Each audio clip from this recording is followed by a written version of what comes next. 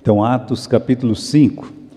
Na semana passada, nós terminamos o capítulo 4 e começamos o capítulo 5, e nós falamos de uma grande graça, um grande poder. Na verdade é o contrário, né? Um grande poder, uma grande graça e um grande temor. Mas vamos ler o capítulo 5 aqui. Você pode começar do versículo 12, tá bom? Nós vamos ler do versículo 12 até o versículo 16. E muitos sinais e prodígios eram feitos entre o povo pelas mãos dos apóstolos, e estavam unanimemente no alpendre de Salomão. Quanto aos outros, ninguém ousava ajuntar-se a eles, mas o povo tinha-os em grande estima, e a multidão dos que criam no Senhor, tanto homens como mulheres, crescia cada vez mais, de sorte que transportavam os enfermos para as ruas e os punham em leitos e em camilhas, para que ao menos a sombra de Pedro, quando este passasse, cobrisse algum deles.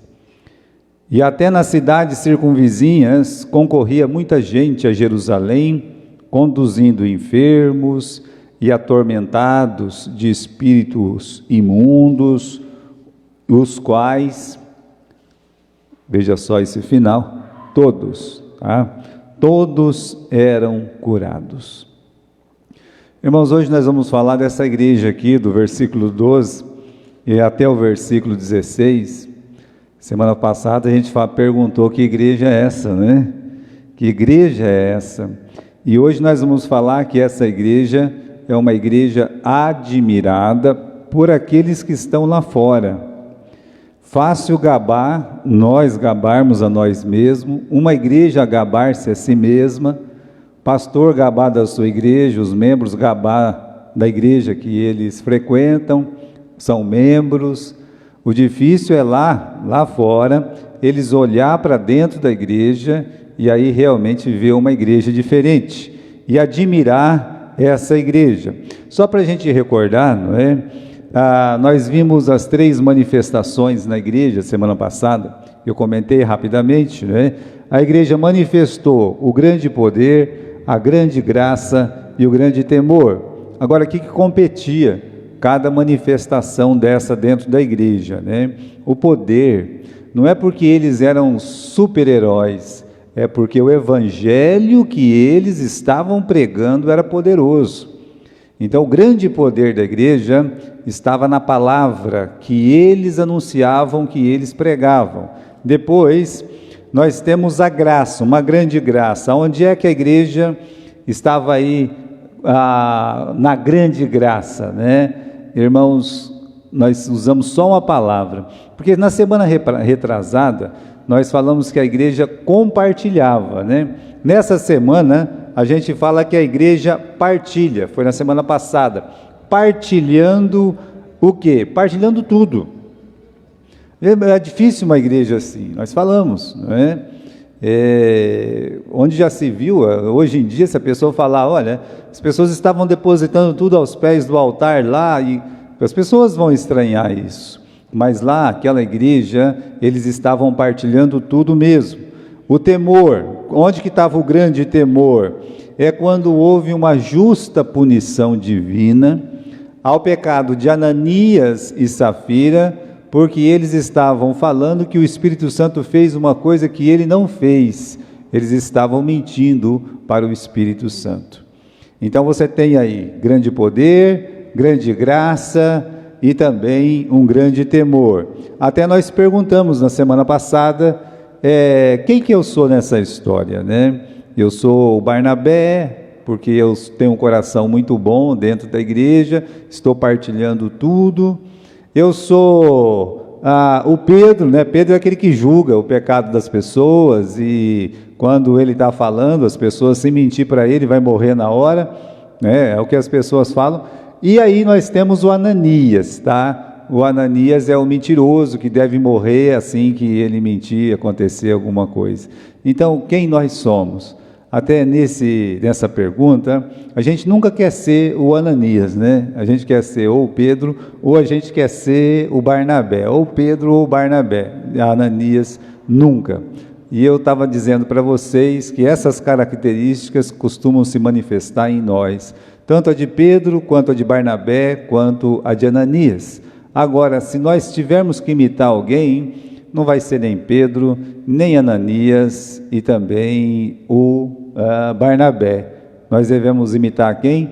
A Jesus Cristo. Esse é o nosso modelo. Jesus é aquele, meus irmãos, que o Pai constituiu como a ser buscada a sua imagem e a sua semelhança. No livro de Romanos, no capítulo 8, nós somos ensinados justamente a isso. O que diz lá? Que nós fomos predestinados para ser conforme a imagem do seu Filho. Então, nós, quando aceitamos a Cristo, nós devemos buscar ser a imagem, a semelhança do nosso Senhor Jesus Cristo. Como assim? Falar o que Ele falou, fazer o que Ele fez, ajudar as pessoas como Ele ajudou, amar o Pai como Ele amou, amar a igreja como Ele amou, a ponto de entregar mesmo a sua vida. Então, Jesus, Ele é um modelo a ser seguido. Jesus é quem Pedro seguiu.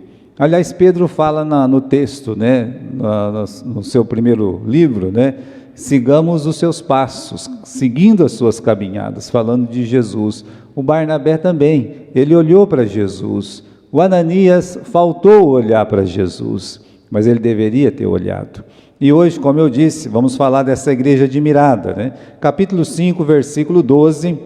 Aliás, vamos pegar o gancho do versículo 11, Quando o Ananias e a Safira morreram, diz assim: houve um grande temor em toda a igreja e em todos os que ouviram estas coisas. Você já pode imaginar aqui que o que aconteceu com Ananias e Safira, mas não somente o que aconteceu com Ananias e Safira, o que estava acontecendo com a igreja, tudo que estava acontecendo, tudo que a igreja promovia.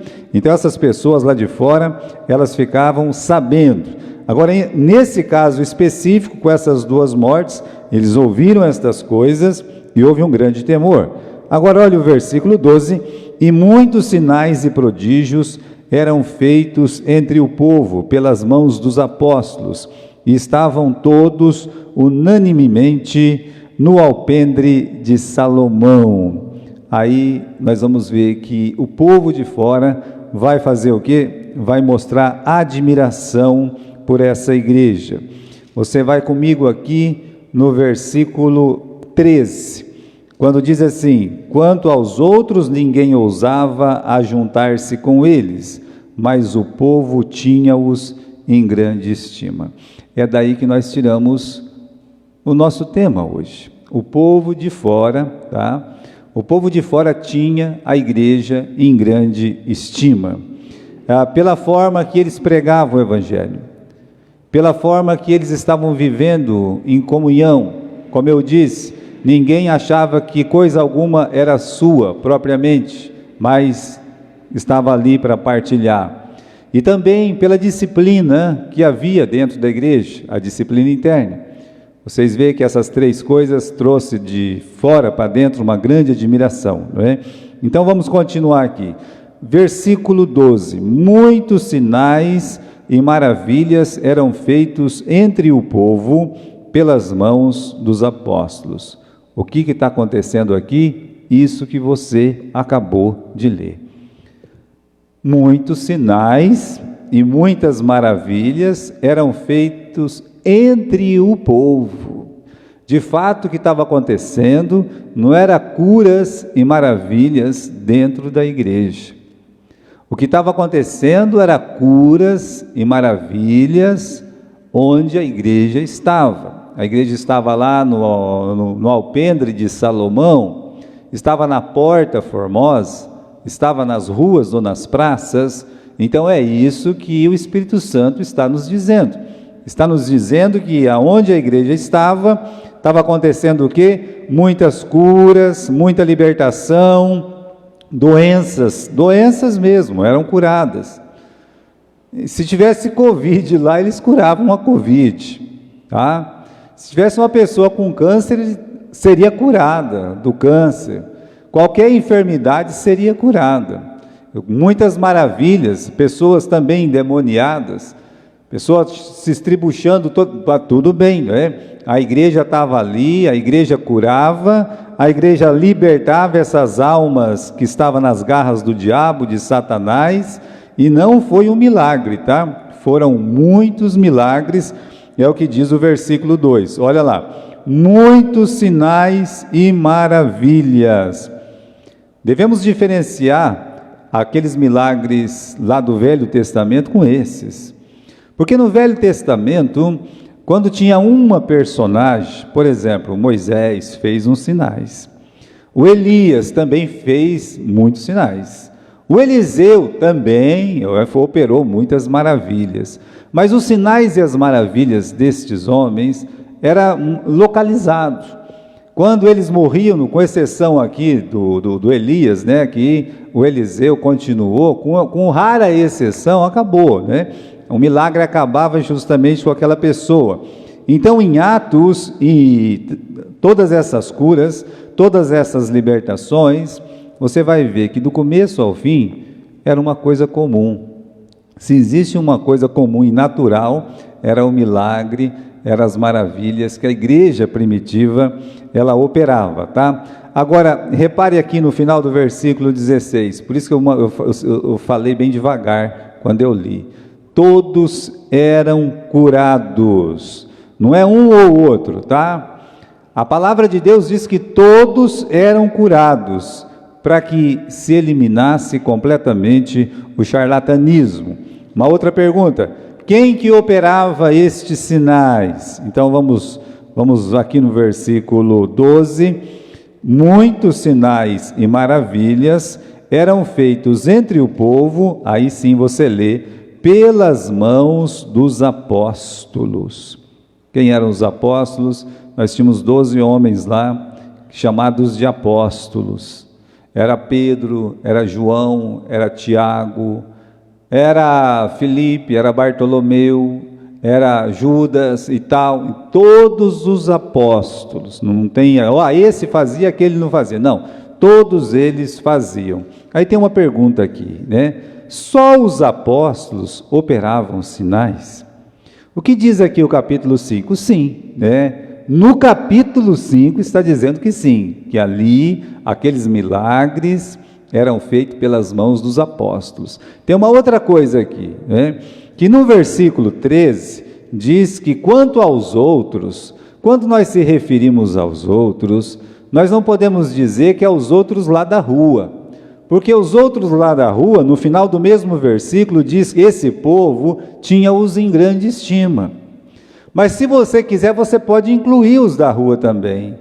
Mas quando diz quanto aos outros, poderia ser outros que não eram apóstolos, mas eram membros da igreja também. Então, se concentrou ali entre os 12 apóstolos. Agora, o capítulo 5 diz que os apóstolos operavam sinais.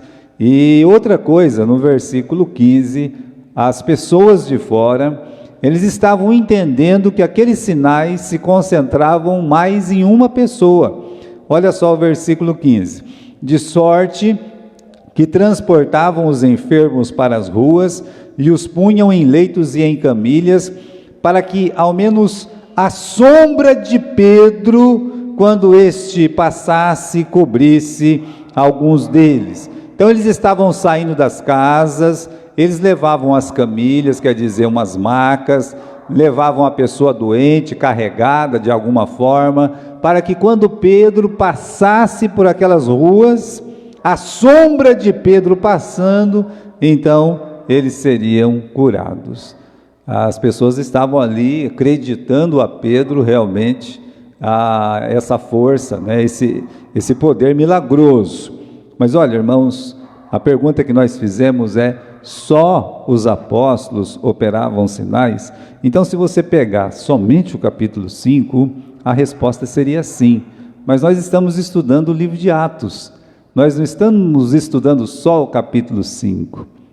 Agora, quando nós estudamos o livro de Atos, nós aprendemos que outros irmãos que não eram apóstolos, eles também fizeram milagres. Por exemplo, nós temos aqui o caso de Estevão, capítulo 6, versículo 8. Estevão, cheio de fé e cheio de poder, faziam prodígios e sinais entre o povo. Nós temos outro, Filipe, no capítulo 8 e versículo 6. Diz assim: e as multidões unanimemente prestavam atenção ao que Filipe dizia, porque ouviam e viam os sinais que ele fazia. Porque os espíritos imundos saíam de muitos que os tinham, clamando em alta voz, e muitos paralíticos e coxos eram curados, e havia grande alegria naquela cidade. Então, tanto o Filipe quanto o Estevão, e depois o apóstolo Paulo, por exemplo. Veja só, porque a gente fala, né? Não, o Filipe e o Estevão, os apóstolos colocaram a mão na cabeça deles e pronto, acabou, né? Mas o Ananias, por exemplo, o Ananias que curou o apóstolo Paulo da cegueira, ele não estava no meio daqueles 7 que foram escolhidos como diácono.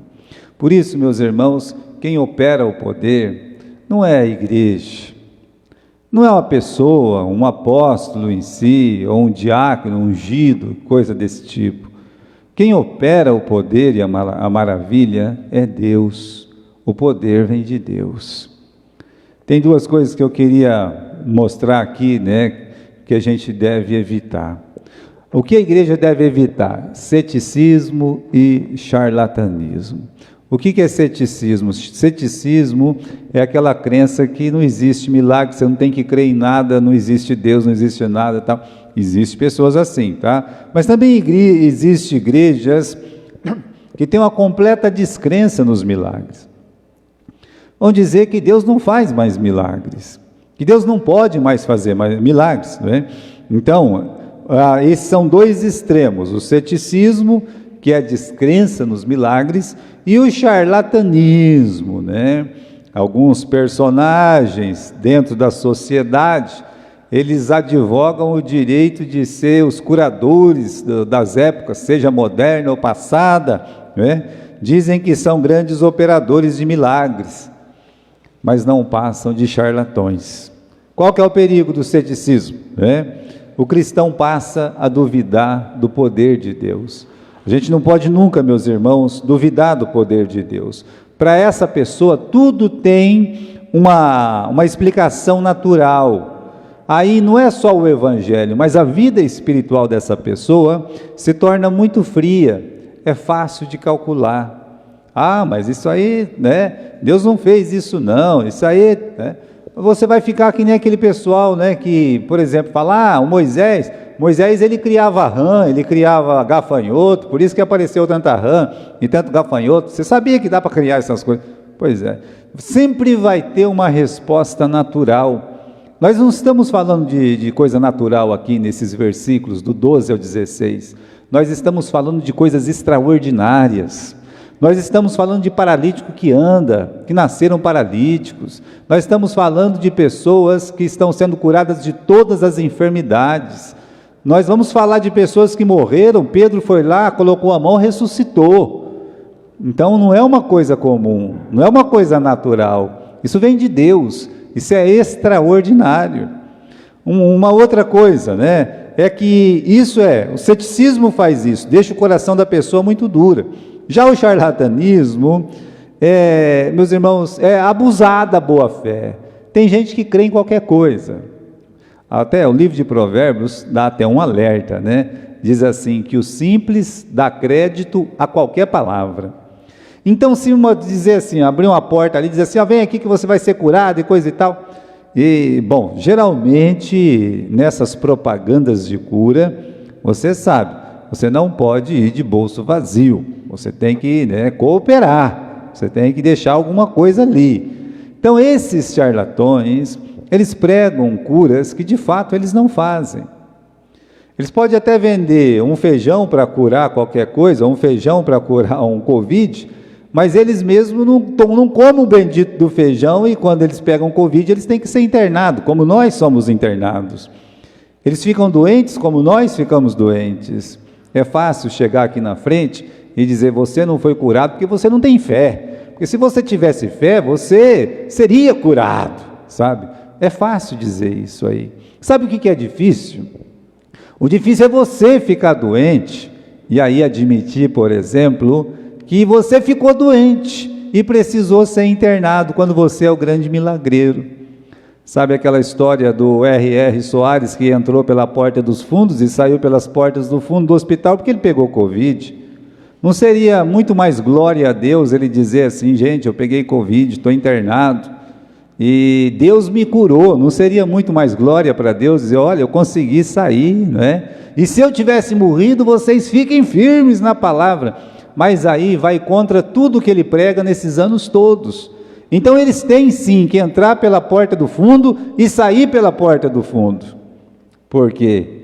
Porque às vezes abusa da boa fé das pessoas.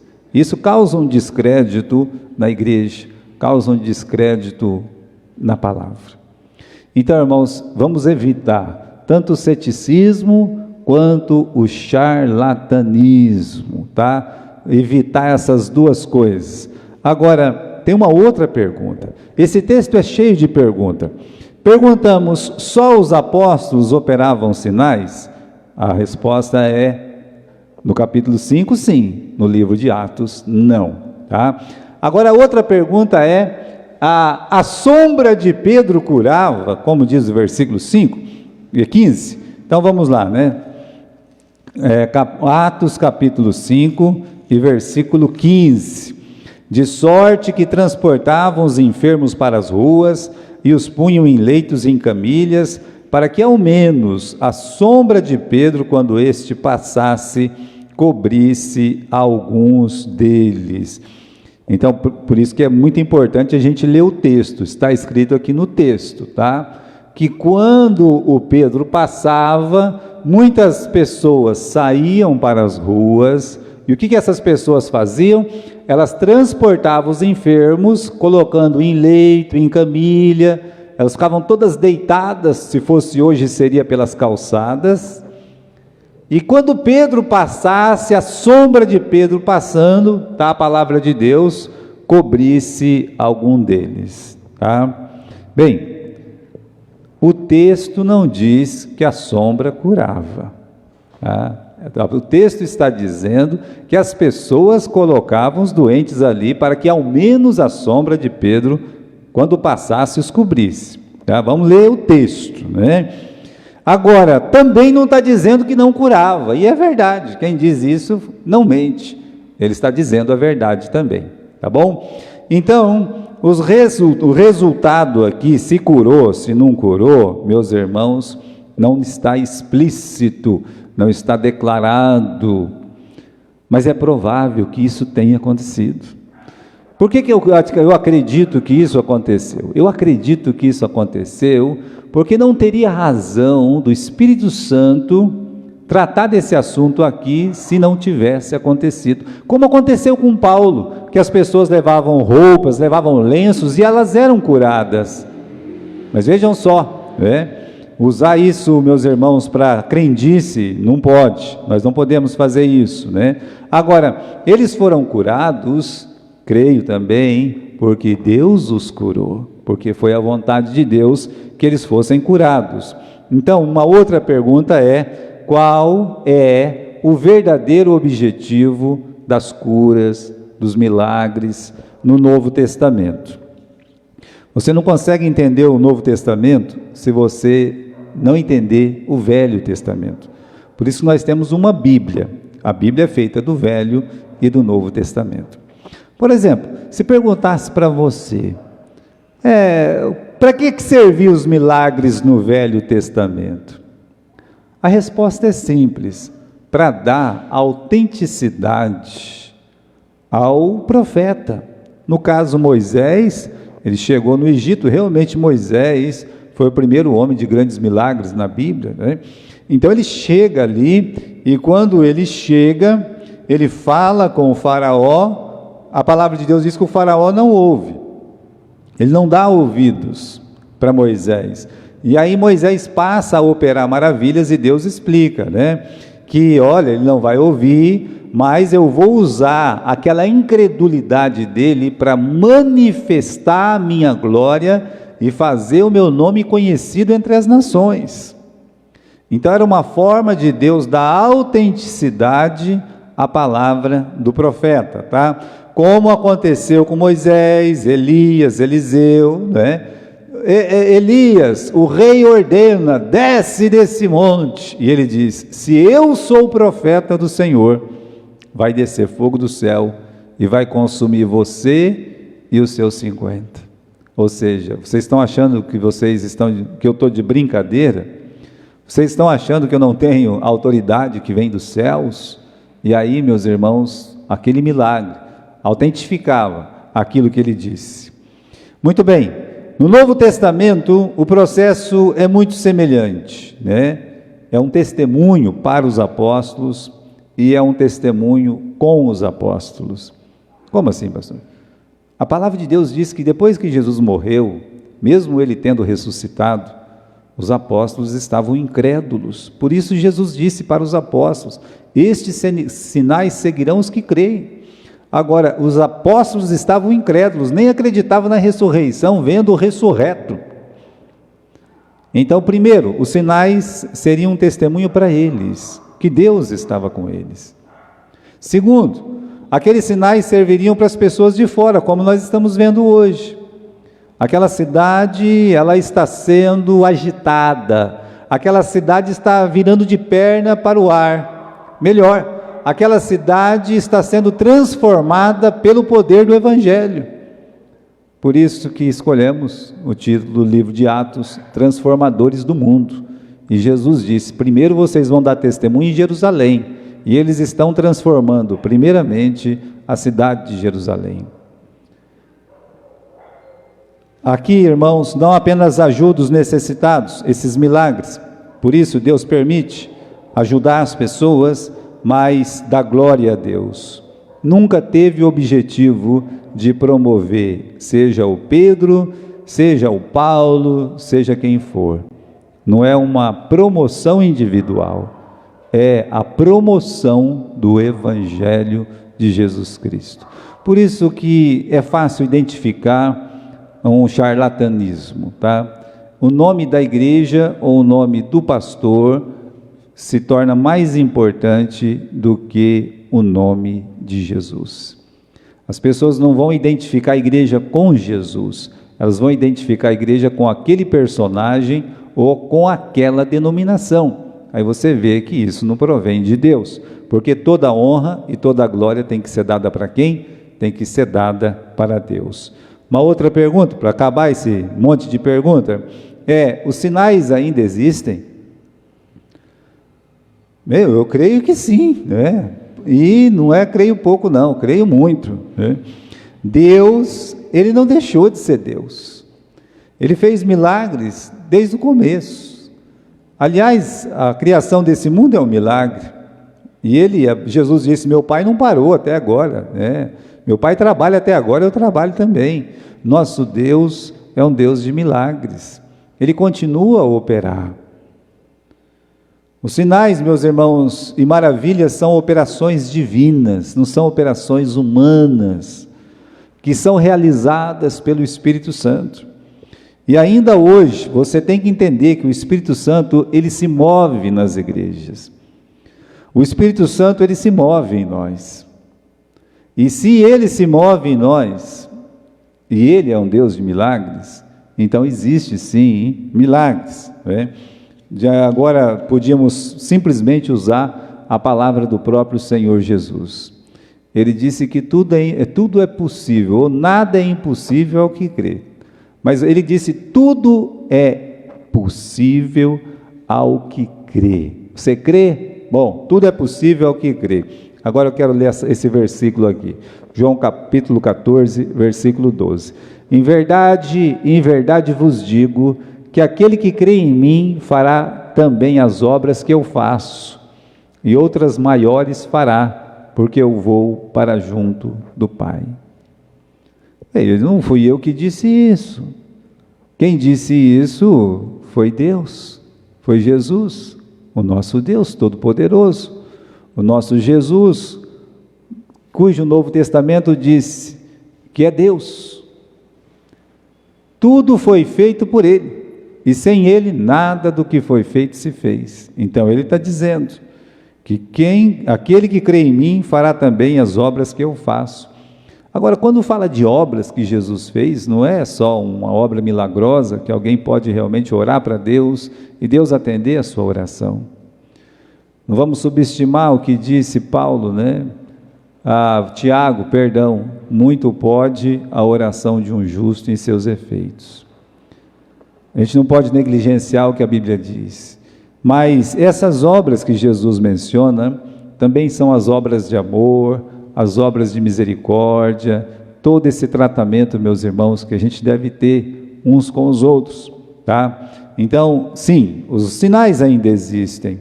Agora a igreja despertava a admiração dos de fora. Vamos aí no final do versículo 13, que diz que o povo tinha-os em grande estima. Então eu vou repetir, por que que eles eram estimados? Não vamos esquecer disso, essas três coisinhas aí, olha, pela forma que eles viviam, tá? A comunhão, a disciplina entre eles, a forma, né, que eles viviam, pela mensagem que eles pregavam, que é o amor de Deus em Cristo Jesus, tá? E principalmente, meus irmãos, por esse trabalho fora da igreja, né? O que nos faz ser admirado pelos de fora? É claro que as pessoas que estão de fora podem admirar alguma coisa que tem aqui dentro, mas elas não estão aqui dentro para saber o que acontece ou não acontece. Você está. Se algum problema sai da igreja para fora, é porque você está levando. Eles não estão aqui para ver. É por isso que contar desgraça, contar derrota, você não vai ajudar ninguém. Você vai o quê? Você vai prejudicar. Olha só. A disciplina e o zelo interno são notados. Agora, o que mais chama a atenção dos de fora, o que é, meus irmãos? É a demonstração de amor e o cuidado com as necessidades alheias. É a igreja realmente olhar para fora e demonstrar esse amor, pregação e também ação. Pregação mais ação. Olhar para aqueles necessitados que estão de fora. Não tem jeito de não fazer isso. Agora, o que é isso, né? Atender necessidade. Vamos pensar, tá, igreja? Porque essa igreja está sendo estimada pelos de fora. O que é atender necessidades? Eu gosto de contar esse caso, porque esse caso é um caso verídico, é um caso que aconteceu comigo, né? Uma vez a gente fez uma votação, tá? Só para lembrar os irmãos, faz muito tempo isso, tá bom? Então você nem estava aqui, talvez nem foi aqui isso que aconteceu, tá bom? Mas houve uma votação para que desse uma cesta básica para um irmão que estava precisando, né? Foi uma sessãozinha simples, uma coisa bem ligeira, tá? Então, quer dizer, não abriu uma ata para escrever, olha, tal, e não sei o quê, né? Não, né? Mas os irmãos, que legal, e o irmão estava precisando realmente, tinha perdido o emprego naquele tempo, né? E ele estava passando por algumas dificuldades. Eu achava que a igreja, com tanto dinheiro lá no caixa, não ia ter problema nenhum, não é? Fazer uma cesta básica e comprar lá o que estava precisando para aquela família que tinha 3 crianças. Bom, isso foi no domingo à noite. Na segunda-feira, cedo, palma na minha casa. Não é palma de levar uma palma, não, tá? Uma flor, né? Palma de bater palma mesmo. Plac, plac, plac, plac, né? A pessoa nunca tinha vindo na minha casa. Ô, pastor, tudo bem, tudo bem? Tem uma coisa muito importante para falar com você, né? Um rapaz ali, uns 18 anos, 19 anos, mandado, né? Pela mãe, pelo tio, sabe lá mais quem, né? Disse assim, não, queria dizer para o senhor que o senhor não está fazendo as coisas certas, não, né? Falei, ué, o que eu fiz de errado agora, né? Tanta coisa a gente faz, né? O que foi dessa vez, né? Ele disse, esse negócio aí de ficar dando cesta básica para os outros, não sei o que, coisa e tal, isso não pega bem, isso não é muito certo, né? Bom, para ele, meus irmãos, que tinha tudo na mão, que até aquele momento não tinha nunca trabalhado na vida, sabe, não tinha feito um esforço de nada, não sabia o que era pagar uma conta de água, nem de luz, nunca teve um registro na carteira, nada. é fácil falar, sabe? É fácil, bocão aberto. Naquele tempo eu também não tinha tanta paciência, eu acho que tem um pouco mais hoje. Olhei para a cara dele e disse: olha, vá dizer para o seu tio que pode descontar do meu salário. Não foi meu tio. Vá, rapaz, vá. Vai vir na minha casa me perturbar por conta disso. Estou entendendo, meus irmãos, que passa na cabeça de algumas pessoas. A igreja serve para ajudar.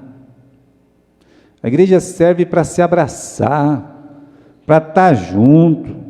Uma igreja, ela tem que estar voltada para as necessidades. E o que é uma igreja voltada para as necessidades? Veja só aqui, olha aí, né? Pode voltar, né? Volta na tela. É ter os olhos e o coração de Jesus. É ver o que Jesus vê. É sentir o que Jesus sente.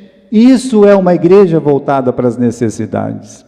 O que Jesus olhava? Bom, lá está Jesus, né? Tardinha, cansado, pregou, ensinou o dia todo, uma gentalhada para ele curar, para ele ensinar, e aquele mundaréu de gente, é pai, é mãe, é criança, é um choreiro, sabe, um garra-garra, empurra, um sol, e aí chegam os apóstolos e diz: Senhor, eu não aguento mais, é um Pedrão da vida, sabe, chega e fala assim: Senhor, né?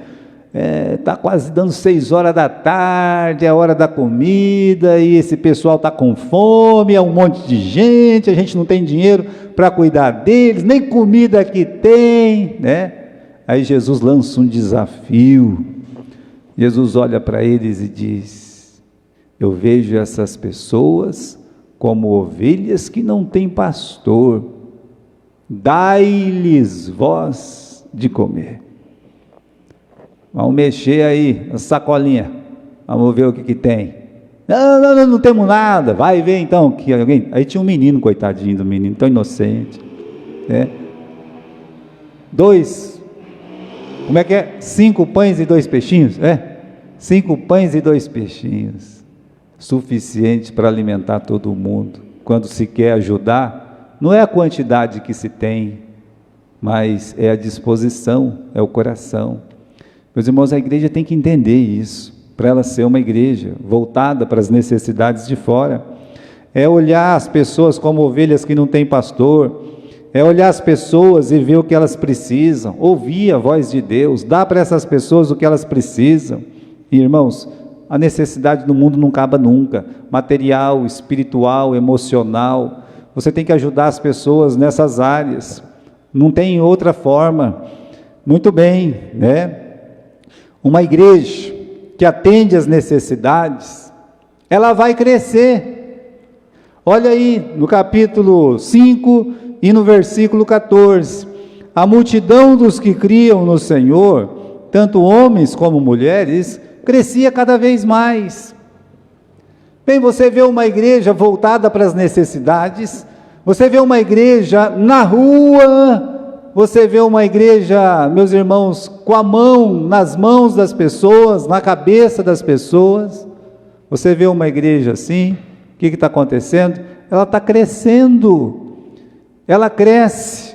Uma igreja que atende às necessidades da comunidade vai crescer. Irmãos, essa igreja está trabalhando bastante, ela está correndo atrás dos perdidos, ela sai das 4 paredes lá. Bom, lá naquele tempo não tinha 4 paredes, então, que bom, né? Então, os irmãos já saíam de casa e já ia lá para o alpendre de Salomão. Por quê? Porque lá que estavam as pessoas, lá que as pessoas iam levar os seus doentes, os seus enfermos, chorar as suas pitangas, é lá. E essas pessoas, meus irmãos, ouviam a palavra, corre atrás dos perdidos, se expõe publicamente.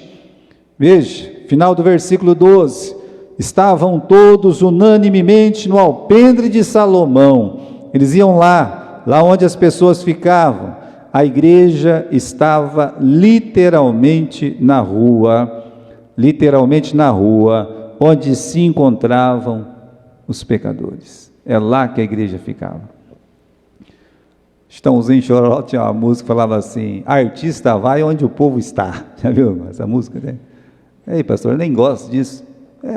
Eu quando eu morava sozinho, eu ficava ouvindo algumas musiquinhas.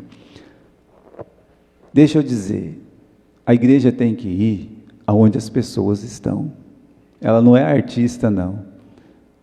Mas ela deve ir onde as pessoas estão, onde a necessidade está.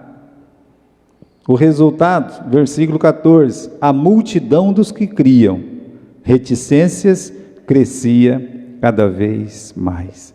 Eles já eram em 5.000 almas convertidas naquela igreja, e mesmo assim o Espírito Santo nos lembra que aquela ação externa da igreja, de pregar, de ajudar, de amparar, de cuidar, fez com que a multidão dos que criam crescesse cada vez mais. Então, para a igreja crescer, ela tem que ir, ela tem que pregar, ela tem que interagir, tá? Não tem jeito, meus irmãos.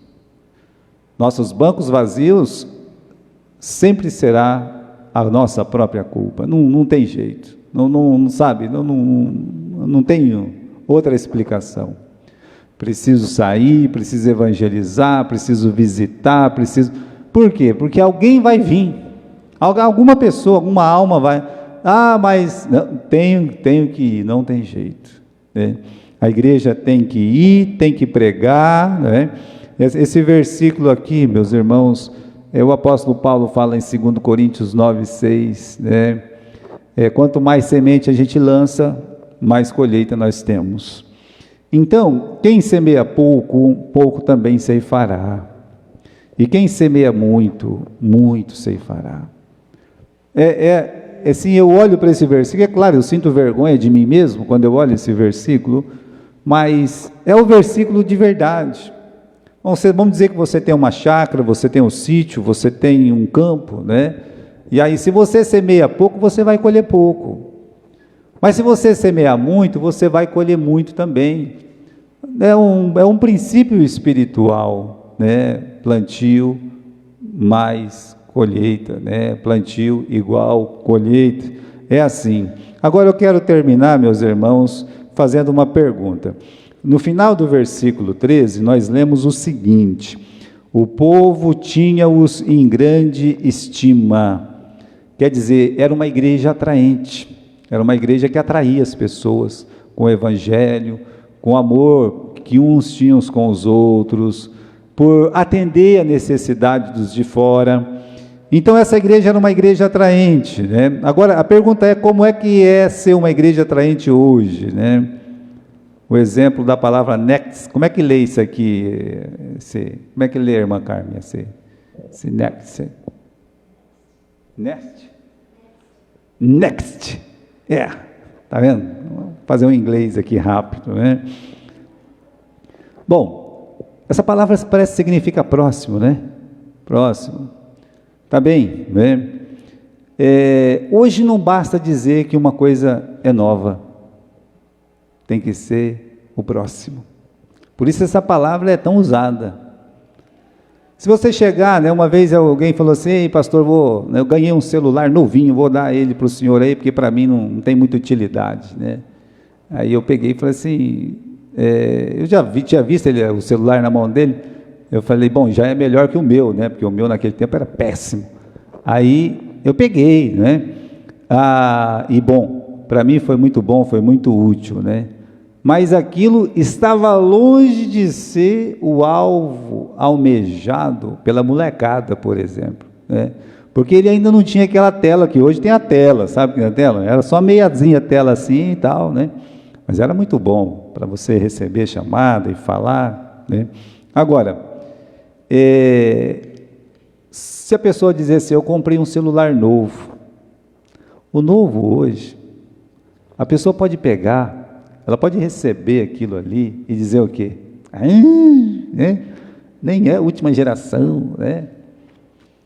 Imagine só, a pessoa compra um iPhone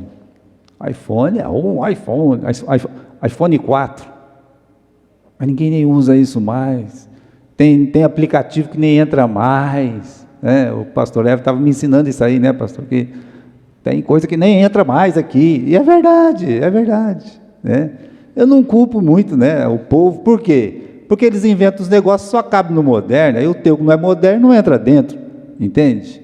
Mas veja só, não é porque é novo, é porque as pessoas desejam, né? O que as pessoas querem hoje é o next, é isso aí, né?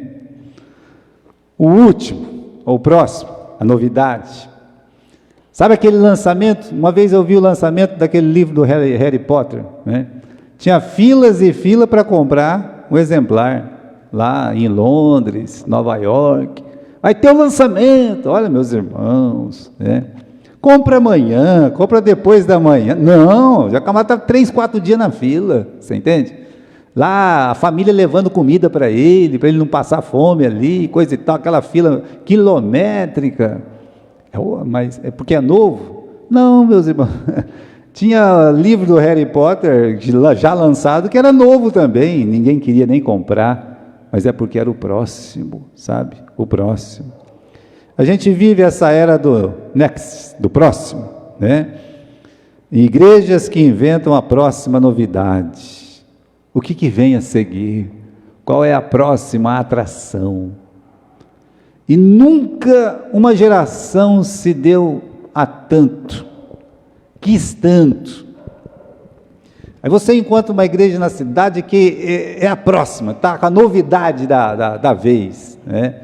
Aí o outro pastor fica estudando para ver o que vai inventar de novo para bater aquilo que já é novo, novíssimo, né? Na verdade não é novo, novíssimo, é a próxima, né? O que vem a seguir, a próxima atração. E é por isso que são frágeis, são muito frágeis. É como o lançamento do último iPhone. A partir daquele momento que ele foi lançado, em coisas de meses, ele já é ultrapassado. Vem o concorrente dele e diz, agora eu vou colocar uma luzinha que pisca 3 vezes, a dele só pisca uma, né? Pronto, é a novidade.